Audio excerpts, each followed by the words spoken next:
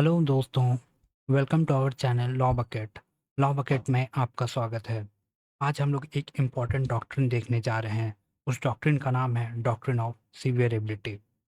Doctrine of severity, जिसको कि doctrine of सेपरेबिलिटी भी कहते हैं, जो कि कोर्ट्स के द्वारा यूज किया जाता है चेक करने के लिए कि लॉ का वैलिड पोर्शन सरवाइव करेगा। यदि उस लॉ के कुछ पोर्शन को इनवैलिड या अनकॉन्स्टिट्यूशनल डिक्लेयर कर दिया जाए तो। और ये जो चेक किया जाता है, कहाँ पे चेक किया जाता है, किस आर्टिकल की मदद से चेक किया जाता है, ये हमारा आर्टिकल 13 की मदद से ये जो चेक किया जाता है कि लॉ सर्वाइव करेगा या नहीं, उसको आर्टिकल 13 में थ्रू द कोर्ट्स चेक करती है। और जो पावर होती है वो जुडिशियल रिव्यू का पावर होता है कोर्ट्स के पास। जुडिशियल रिव्यू का पावर का यूज़ करते हुए article 13 clause 2, mainly article 13 clause 2 का यूज़ करते हुए देखती है कि वो कोर्ट ये कोर्ट डिक्लेयर करती है कि अगर कोई भी लॉ फंडामेंटल राइट से इनकंसिस्टेंट है तो वो लॉ को वॉइड डिक्लेयर कर दिया जाएगा। इस डॉक्ट्रिन का मीनिंग क्या है?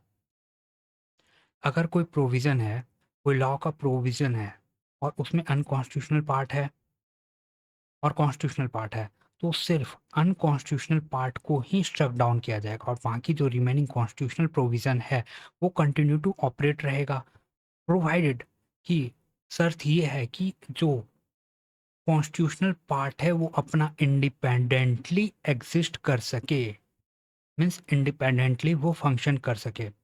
कोर्ट क्या कोशिश करती है? कोर्ट कोशिश ये करती है कि जो लेजिस्लेचर के द्वारा बनाया गया लॉ है उसको जहाँ तक पॉसिबल हो सके उसको प्रिजर्व किया जा सके। उसको जिस हद तक है उस हद तक उसको प्रिजर्व किया जा सके और पूरे के पूरे एक्ट को इनवैलिड डिक्लेयर नहीं किया जाए। इसका हम लोग कॉन्स्टिट्यूशनल बेसिस देख लेते हैं। कॉन्स्टिट्यूशनल बेसिस में आर्टिकल 13 क्लॉज 1 है और आर्टिकल 13 क्लॉज 2। आर्टिकल 13 क्लॉज 1 और आर्टिकल 13 क्लॉज 2 है। आर्टिकल 13 क्लॉज 1 ये कहते हैं कि जितने भी प्री कॉन्स्टिट्यूशन लॉ हैं, मीन्स जो 1950 के पहले के हैं, मीन्स कॉन्स्टिट्यूशन के इन्फोर्स होने के पहले के लॉ हैं और वो फंडामेंटल राइट से इनकंसिस्टेंट हैं, तो वो वॉइड डिक्लेयर हो जाएंगे। और वो वॉइड किस हद तक होंगे? जिस हद तक वो इनकंसिस्टेंट हैं, फंडामेंटल राइट से जिस हद तक इनकंसिस्टेंट है उस हद तक वो वॉइड डिक्लेयर किया जाएगा। वो किस आर्टिकल के तहत होगा? आर्टिकल 13 क्लॉज 1 में प्री कॉन्स्टिट्यूशनल लॉ होता है और आर्टिकल 13 क्लॉज 2 में ये होता है कि स्टेट कोई भी एक ऐसा लॉ नहीं बनाएगा जो कि फंडामेंटल राइट को टेक अवे करता हो या एब्रिज करता हो। यदि ऐसा कोई लॉ बनाया गया कॉन्ट्रवेंशन में, तो वो लॉ जो होगा वो वॉइड होगा उस एक्सटेंट तक, जिस एक्सटेंट तक वो कॉन्ट्रवेंशन कर रहा है, तो उस एक्सटेंट तक ये वॉइड डिक्लेयर किया जाएगा। जो डॉक्ट्रिन ऑफ सिविलिटी है, इसका जो फाउंडेशन है, उसका फाउंडेशन लाई करता है to the extent of inconsistency और to the extent of contravention. Means दो पॉइंट याद रखना है हम लोगों को। सबसे पहला to the extent of inconsistency और to the extent of contravention. ये दोनों फाउंडेशन लाई करता है किसका? डॉक्ट्रिन ऑफ सिवियरिबिलिटी का। इस डॉक्ट्रिन डॉक्ट्रिन ऑफ सिवियरिबिलिटी या डॉक्ट्रिन ऑफ सेपरेबिलिटी का ऑब्जेक्टिव क्या है? ऑब्जेक्टिव इसका डॉक्ट्रिन का ये है कि जो लेजिस्लेटिव इंटेंट है उसको प्रिजर्व किया जाए, जो लेजिस्लेचर है उसके इंटेंशन को प्रिजर्व करे और जो वैलिड पोर्शन, लॉ का जो वैलिड पोर्शन है उसको भी वो प्रिजर्व करे, सेव करे। Unnecessary unnecessary invalidation of statute ना हो। मीन्स जो कि जो स्टैट्यूट्स है उसको अननेसेसरीली, बेवजह उसको इनवैलिड डिक्लेयर ना किया जाए। जो लेजिस्लेचर है उसके वर्क को जो लेजिस्लेचर है उसके वर्क को रिस्पेक्ट किया जाए, उसके वर्क को रिस्पेक्ट किया जाए और जो भी है लीगल सर्टेनिटी को मेंटेन किया जाए। आइए हम लोग एक एग्जांपल के थ्रू समझते हैं। जैसे कोई स्टैट्यूट है, उसके अंदर 10 प्रोविजंस हैं, 1 टू 10। तो 1 से लेके 8 तक है वो सारे कॉन्स्टिट्यूशनल प्रोविजन है और ये जो 9 और 10 है ये अनकॉन्स्टिट्यूशनल प्रोविजन है। मीन्स अनकॉन्स्टिट्यूशनल मतलब ये फंडामेंटल राइट को वायलेट कर रहा है। फंडामेंटल राइट को वायलेट कर रहा है तो हम लोग समझ रहे हैं आर्टिकल 13 क्लॉज 2 के तहत इसको कोर्ट जो है कि अनकॉन्स्टिट्यूशनल डिक्लेयर कर देगी। तो सबसे पहले कोर्ट पूछती है क्या अगर 9 सेक्शन 9 और 10 को स्ट्रक डाउन कर दें तो क्या सेक्शन 1 टू 8 जो सेक्शन 1 टू 8 है क्या इंडिपेंडेंटली एग्जिस्ट करेगा? अगर आंसर यस है तो उसको स्ट्रक डाउन कर दिया जाएगा, अगर आंसर नो है तो इंटायर स्टैट्यूट को ही स्ट्रक डाउन कर दिया जाएगा। सिवियरेबिलिटी के कुछ सारे टेस्ट सुप्रीम कोर्ट ने ले डाउन किए हुए हैं। सबसे पहला, क्या जो वैलिड पार्ट है वो इंडिपेंडेंटली एग्जिस्ट कर सकता है?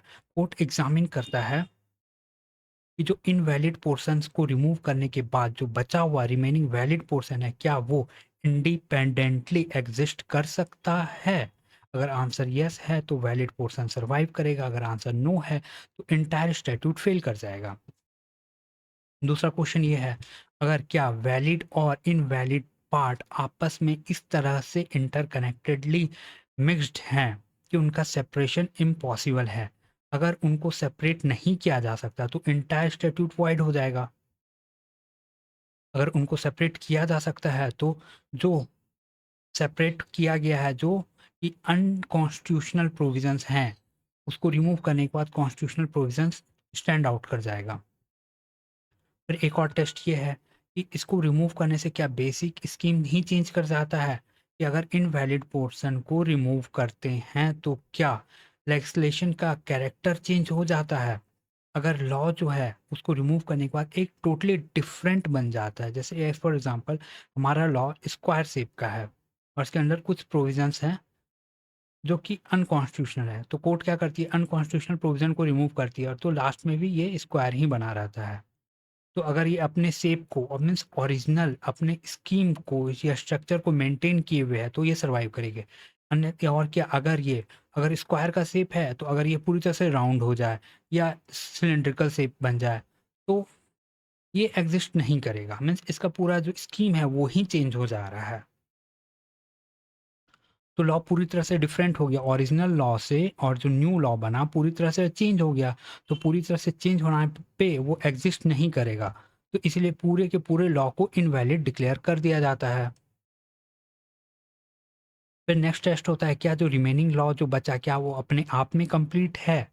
तो कोर्ट जो होती है अनकॉन्स्टिट्यूशनल प्रोविजन को रिमूव करने के बाद वो चेक करती है क्या जो रिमेनिंग लॉ है क्या वो मीनिंगफुल है या इन्फोर्सिएबल है। अगर मीनिंगफुल इन्फोर्सिएबल है तो वो उसको सर्वाइव कराएगी, अन्यथा उसको पूरी तरह से कैंसिल करा देती है कोर्ट। आइए अब हम लोग एक और चीज़ देख लेते हैं, means blue pencil rule. Blue pencil rule हम लोग इसको कॉन्ट्रैक्ट में भी पढ़ते हैं। इसमें क्या होता है जो एक कोर्ट है एक एडिटर की तरह काम करती है जिसके पास एक ब्लू पेंसिल है, और ब्लू पेंसिल से काम क्या करती है कोर्ट, जहाँ जहाँ ये लॉ है जहाँ जहाँ पे भी इनवैलिड पोर्शन है वहाँ पे एक लाइन ड्रॉ कर देती है, वहाँ पे लाइन ड्रॉ कर देती है, और जो इनवैलिड पोर्शन है उसको वहाँ से सीवियर आउट कर दिया जाता है, रिमूव आउट कर दिया जाता है। तो यही ब्लू पेंसिल रूल है। कोर्ट के पास पावर है कि जो जो इनवैलिड पोर्शन है उसको स्ट्रक डाउन कर सकते हैं, पर उसके पास कोर्ट के पास ये पावर नहीं है कि उसको रीराइट कर सके। मीन्स इस पोर्शन को, जैसे कि ये लॉ है हम लोगों का और यहाँ पे लॉ है, और तो कोर्ट यहाँ से ब्लू पेंसिल से निशान बनाती है और ये कोर्ट को लगता है ये पोर्शन इनवैलिड है क्योंकि वो फंडामेंटल राइट को वायलेट कर रहा है, तो इसको वहाँ से रिमूव कर सकती है या फिर रिमूव करने के बाद इनको इनवैलिड भी डिक्लेयर कर सकती है, पर कोर्ट इसको रीराइट नहीं कर सकती है। रीराइट क्यों नहीं कर सकती? क्योंकि रीराइट करने का काम, लॉ बनाने का काम लेजिस्लेचर का, और दिया गया है ये सेपरेशन ऑफ पावर में, और सेपरेशन ऑफ पावर जो है कि बेसिक स्ट्रक्चर का पार्ट है और बेसिक स्ट्रक्चर का पार्ट है वो को उसको तो हमेशा फॉलो किया जाता है, इसलिए कोर्ट इसको रीराइट नहीं कर सकती, उसको रीराइट करने का काम लेजिस्लेचर का है।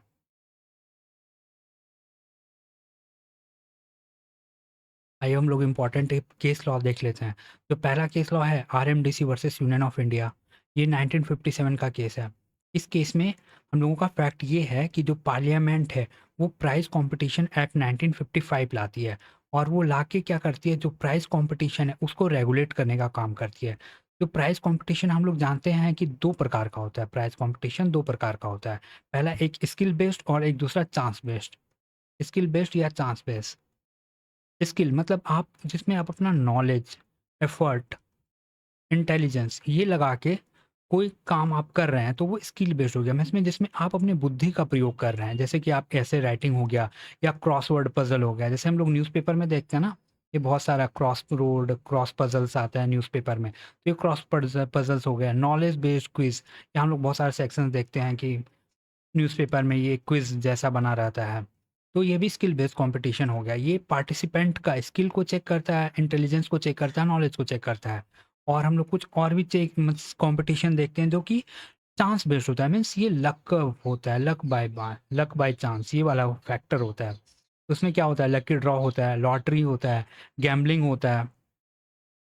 तो ये मेनली सिर्फ लक के ऊपर डिपेंड या चांस के ऊपर डिपेंड करता है, ये स्किल के ऊपर डिपेंड नहीं हो सकता है। जैसे कि एक लकी ड्रॉ है, अब इसके ऊपर तो कुछ है नहीं किसमें कि किसका आप स्किल इस्तेमाल कर रहे हैं, तो बस आपके लक में है, वो आपके फेवर में आता है या नहीं आता है।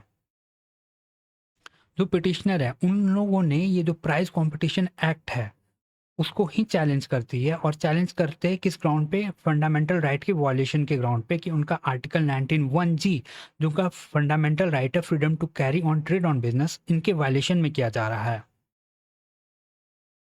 तो कोर्ट के सामने इशू आता है, क्या इंटायर प्राइस कंपटीशन एक्ट को अनकॉन्स्टिट्यूशनल डिक्लेयर कर दे, या फिर अनकॉन्स्टिट्यूशनल पोर्शन जो कि इस प्राइस कंपटीशन एक्ट का है उसको रिमूव कर दिया जाए, और जो बाकी जो रिमेनिंग एक्ट है उसको प्रिजर्व कर दिया जाए। तो इसी इसी मैटर में कोर्ट इस्तेमाल करती है डॉक्ट्रिन ऑफ सिवियरिबिलिटी।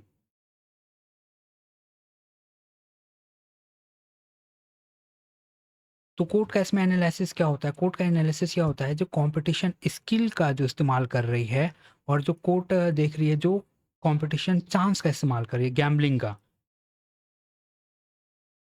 दोनों अलग-अलग है। स्किल बेस्ड कंपटीशन को वो लेजिटिमेट बिज़नेस एक्टिविटी मान रही है, और जो गैम्बलिंग और चांस बेस्ड है, उनको सेम उस प्रकार का नहीं मान रही है, जिसकी वजह से उनको कॉन्स्टिट्यूशनल प्रोटेक्शन नहीं मिलता है। और इस प्रकार पार्लियामेंट ने गैम्बलिंग टाइप को इनवैलिडेट कराया। और दूसरा केस हम लोग देखते हैं, state of Bombay versus FN Balsara का केस है। ये 1951 का केस है। हम लोग टोटल इस केस में अप्रॉक्स 5 केस देखेंगे। ये केस नंबर सेकंड है हम लोगों का। इस केस में फैक्ट हम लोग देखते हैं कि जो बॉम्बे स्टेट ऑफ बॉम्बे है, तो वो एक बॉम्बे प्रोहिबिशन एक्ट 1949 कहलाती है। इसका ऑब्जेक्ट एक्ट का ये है कि जो लिकर है, means intoxicating liquor means alcohol, alcohol के मैन्युफैक्चर, सेल, पोजेशन या कंजप्शन पे पूरी तरह से प्रोहिबिशन लगाती है स्टेट ऑफ बॉम्बे। और साथ ही साथ वो डीपीएसपी के आर्टिकल 47 का इस्तेमाल करते हुए वो स्टेट को इनकरेज करती है कि वो इंटॉक्सिकेटिंग ड्रिंक्स जो कि हेल्थ के लिए हार्मफुल है, उनके ऊपर प्रोहिबिशन लगाया जा सके। और ये एक्ट बहुत स्ट्रिक्ट रेस्ट्रिक्शन लगाती है अल्कोहल या लिकर के ऊपर।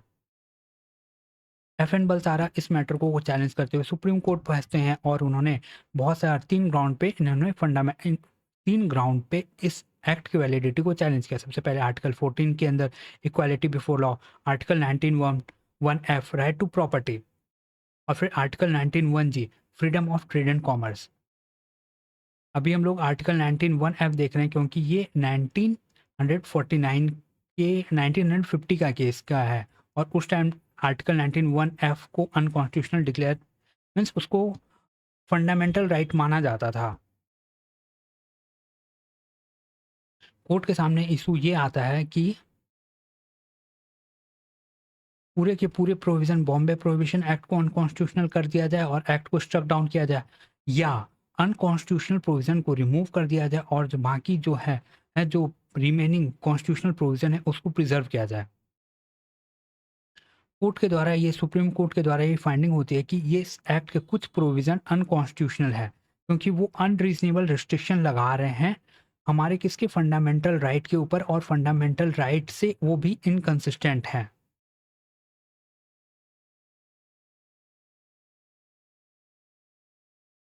तो कोर्ट यहाँ पे चेक करती है कि इस एक्ट का मेन पर्पस क्या है। इस एक्ट का मेन पर्पस क्या है, लिकर का प्रोहिबिशन करना, लिकर का प्रोहिबिशन करना। तो इसका ऑब्जेक्टिव कॉन्स्टिट्यूशनल और वैलिड है। जो इसका अनकॉन्स्टिट्यूशनल पार्ट है वो उसका इंसिडेंटल पार्ट है या फिर एंसिलियरी पार्ट है। एंसिलियरी मीन्स साइड वाला। जो मेन प्रोविज़न जो है, मेन प्रोविज़न तो इंटॉक्सिकेटिंग सब्सटेंस लिकर के ऊपर प्रोहिबिशन है, और जो अनकॉन्स्टिट्यूशनल प्रोविज़न है वो एंसिलियरी है। तो इसीलिए कोर्ट डॉक्ट्रिन ऑफ सेवरेबिलिटी का इस्तेमाल करते हुए ये जो अनकॉन्स्टिट्यूशनल प्रोविज़न है उसको रिमूव कर देती है।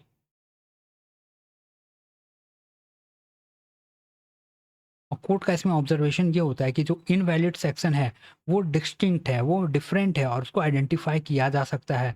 और साथ ही साथ कोर्ट ये ऑब्जर्व करती है कि ये जो डिस्टिंक्ट और इन आइडेंटिफाइल पोर्शन है वो रेस्ट ऑफ द स्टैट्यूट के साथ इस तरह से कनेक्टेड नहीं है कि उनको अगर रिमूव किया जाए तो whole of the statute collapse कर जाएगी। और जो रिमेनिंग पोर्शन जो बच रहा है वो continue to affect operate effectively. जो रिमेनिंग पोर्शन है वो इफेक्टिवली ऑपरेट करेगा। तो कॉन्स्टिट्यूशनल प्रोविजंस को, जो अनकॉन्स्टिट्यूशनल प्रोविजन है उसको एक्ट से रिमूव कर दिया जाता है। आइए अब हम लोग एक तीसरा केस देखते हैं। तीसरा केस है हम लोगों का ए के गोपालन वर्सेस स्टेट ऑफ मद्रास 1950 का केस है ये। ए के गोपालन जो कि एक कम्युनिस्ट लीडर था और उसको प्रिवेंटिव डिटेंशन 1950 एक्ट 1950 के तहत उसका प्रिवेंटिव डिटेंशन किया गया था। तो ए के गोपालन इस एक्ट को ही चैलेंज करते हैं क्योंकि उनका मानना था कि ये जो एक्ट है उनके बहुत सारे फंडामेंटल राइट को वायलेट कर रहा है। मीन्स उनके आर्टिकल 19 जो freedom of speech and expression को वायलेट कर रहा है। Article 21 protection of life and personal liberty को वायलेट कर रहा है।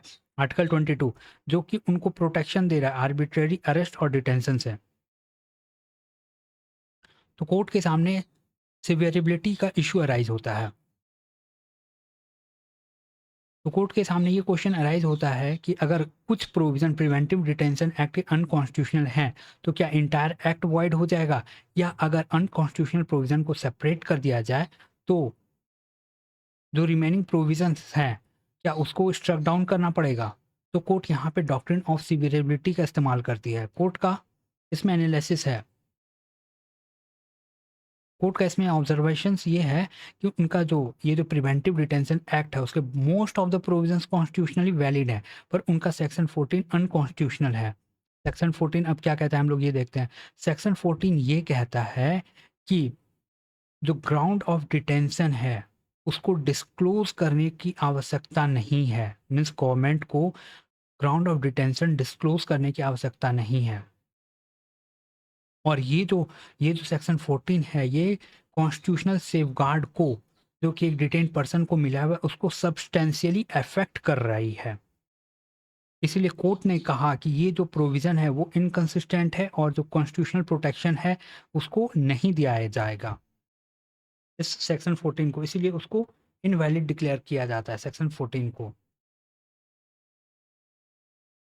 कोर्ट डॉक्ट्रिन ऑफ सिविलिटी का एप्लीकेशन करती है और हेल्ड करती है कि जो सेक्शन 14 है वो सेपरेट है और डिस्टिंक्ट है from the rest of the act. जो कि रेस्ट ऑफ द एक्ट है उससे सेक्शन 14 है, जो सेक्शन 14 है वो अलग है और सेपरेट है। ये जो रिमेनिंग पोर्शन है वो इंडिपेंडेंटली एग्जिस्ट कर सकता है विदाउट सेक्शन 14 का।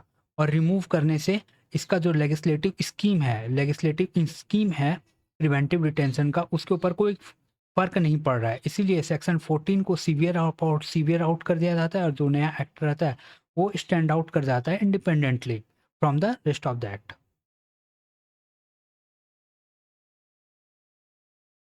हम लोग फोर्थ केस देख लेते हैं, Minerva mills versus union of India. तो मिनर्वा मिल्स के टाइम का ये जो केस है उस टाइम इमरजेंसी था, 1975 से लेकर 1977 तक इमरजेंसी था। और इमरजेंसी पीरियड के दौरान ही पार्लियामेंट ने 42nd कॉन्स्टिट्यूशनल अमेंडमेंट एक्ट 1917 को इनेक्ट किया था, जिसको कि मिनी कॉन्स्टिट्यूशन भी कहते हैं।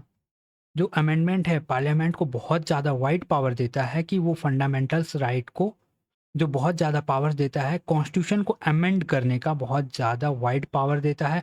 और साथ ही साथ वो प्रायोरिटी देता है directive principle of state policy को फंडामेंटल राइट के ऊपर। और इस प्रोविज़न के 42nd अमेंडमेंट के 2 प्रोविज़न को चैलेंज किया गया था। सबसे पहला प्रोविज़न था सेक्शन 4 और दूसरा था सेक्शन 55। तो सेक्शन 4 के अंदर जो था आर्टिकल 31 सी को अमेंड किया गया था और सेक्शन 55 में आर्टिकल 368 के क्लॉज़ 4 और 5 को इंसर्ट किया गया था। जो कंट्रोवर्शियल प्रोविज़न्स हैं अमेंडमेंट ऑफ 42nd अमेंडमेंट, उसका हम लोग देख लेते हैं। केशवानंद भारती के पहले जो ये था आर्टिकल 31 सी था, वो सिर्फ और सिर्फ प्रोटेक्शन देता था आर्टिकल 39 बी और आर्टिकल 39 सी को। फिर 42nd कॉन्स्टिट्यूशनल अमेंडमेंट आता है तो ये प्रोटेक्शन को एक्सपेंड कर दिया जाता है और सारे के सारे डायरेक्ट डीपीएसपी को ये प्रोविज़न दिया जाता है। से मीन्स पहले तो सिर्फ आर्टिकल 39 बी और 39 सी को था, फिर 42nd अमेंडमेंट एक्ट के थ्रू ये जो सारा का सारा प्रोटेक्शन है वो होल ऑफ द डीपीएसपी के ऊपर अप्लाई कर दिया जाता है। तो अब इससे क्या होता है कि कोई भी डीपीएसपी का प्रोविज़न को चैलेंज अपॉन नहीं किया जाएगा अगर कोई स्टेट लॉ बनाती है डीपीएसपी को इन्फोर्स करने के लिए और वो लॉ आर्टिकल 14 और आर्टिकल 19 को वायलेट कर देती है, तो इस वायलेशन को कोर्ट में चैलेंज नहीं किया जा सकता है। और दूसरा क्या है, आर्टिकल 368 में क्लॉज 4 और क्लॉज 5 को इंसर्ट किया गया। तो क्लॉज 4 ये कहता है कि कोई भी कॉन्स्टिट्यूशनल अमेंडमेंट को कोर्ट में चैलेंज नहीं किया जा सकता है और 368 के क्लॉज 5 में कहता है पार्लियामेंट का जो कॉन्स्टिट्यूशन को अमेंड करने का पावर है वो अनकॉन्स्टिट्यूशनल है, सॉरी अनलिमिटेड है, मीन्स अनलिमिटेड है। कोर्ट के सामने इशू ये आता है, कोर्ट को अब ये डिसाइड करना होता है कि क्या whole of the provision constitutional है या अनकॉन्स्टिट्यूशनल है। अगर अनकॉन्स्टिट्यूशनल है तो क्या आर्टिकल मीन्स 42nd अमेंडमेंट को पूरी तरह से स्ट्रक डाउन करना करना ज़रूरी है या फिर सिर्फ और सिर्फ जो प्रोविजंस अफेक्ट कर रहे हैं उनको रिमूव कर देना चाहिए। तो कोर्ट यहाँ पे जो डॉक्ट्रिन ऑफ सेवरेबिलिटी का यूज़ करती है और हेल्ड आउट करती है कि जो क्लॉज 4 और 5 ऑफ आर्टिकल 368 है उसको अनकॉन्स्टिट्यूशनल डिक्लेयर किया जाता है क्योंकि वो कॉन्स्टिट्यूशन के बेसिक स्ट्रक्चर को वायलेट कर रही है जो कि जुडिशियल रिव्यू था और पार्लियामेंट को अनलिमिटेड अमेंडिंग पावर देती है। और साथ ही साथ जो आर्टिकल 31 सी जो था एक जो प्रोटेक्शन दे रहा था डीपीएसपी के सारे आर्टिकल्स को, उस एक्सपेंशन को अनकॉन्स्टिट्यूशनल डिक्लेयर किया जाता था। क्यों? क्योंकि इसने ना फंडामेंटल राइट और directive principle of state policy के बीच का जो बैलेंस है उस बैलेंस को डिस्टर्ब किया है और साथ ही साथ एक प्रायोरिटी दी थी डीपीएसपी को over the fundamental right.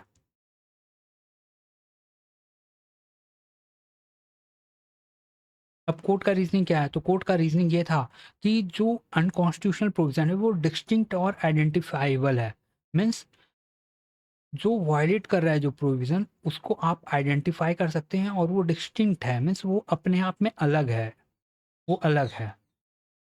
As for example ये वाला प्रोविजन है हम लोगों का मेन प्रोविजन और ये जो रिमेनिंग पोर्शन है इसको तो आप डिस्टिंक्ट मान रहे हैं, ये अलग है और इसको आइडेंटिफाई भी कर सकते हैं। इसको रेस्ट ऑफ द अमेंडमेंट से अलग किया जा सकता है और अलग करने के बाद 42nd अमेंडमेंट फिर भी इंडिपेंडेंटली एग्जिस्ट करता है और इसके जो रिमेनिंग प्रोविजंस हैं उसको रिमूव करने से, स्ट्राइक डाउन करने से इसके ऊपर 42nd अमेंडमेंट के ऊपर कोई फर्क नहीं पड़ता है। इसलिए जो अनकॉन्स्टिट्यूशनल प्रोविजन है उसको रिमूव कर दिया जाता है।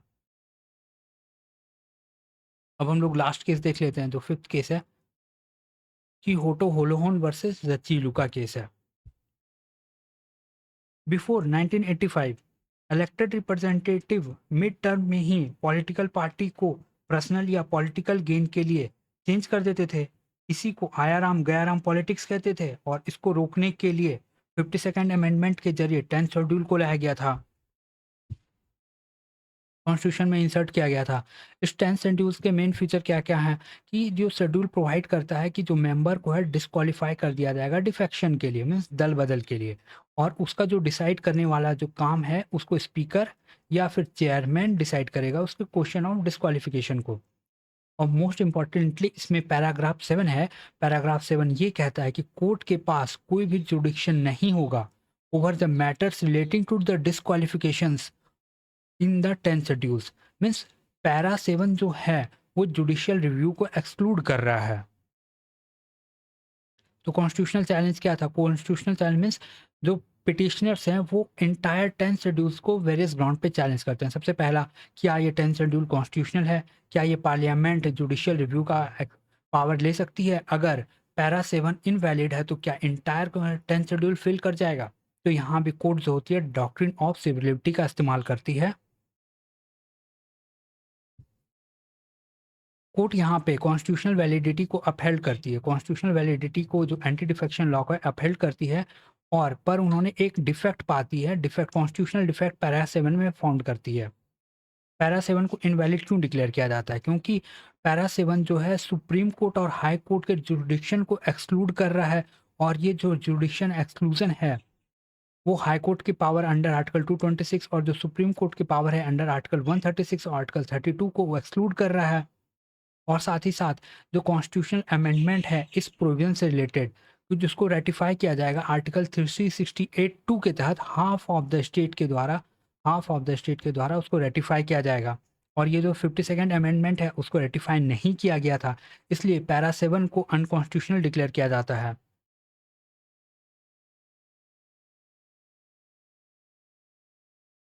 कोर्ट इस फाइंडिंग के कोर्ट इस फाइंडिंग पे पहुंचती है कि पैरा 7 जो है वो सेपरेट और डिस्टिंक्ट है, मीन्स वो अलग है और उसको पहचान किया जा सकता है, और वो सिर्फ और सिर्फ जो जुडिशियल रिव्यू से क्लॉज रिलेटेड है। जो कोर प्रिंसिपल हम लोगों का है, जो कोर स्टैट्यूट है, वो डिफेक्शन, डिस्क्वालिफिकेशन और decision making by the speaker है।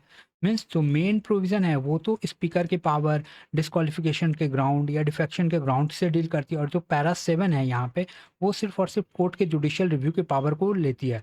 तो कोर्ट सेक्शन पैरा 7 को रिमूव कर देती है, और बाकी जो एक्ट के प्रोविजन बच रहे हैं वो पूरी तरह से कंप्लीट हैं और वो वर्केबल हैं। तो thank you guys so much for watching this, और अगर आपको इसका पीडीएफ चाहिए तो आप कमेंट करें PDF, then I will provide you PDF of this.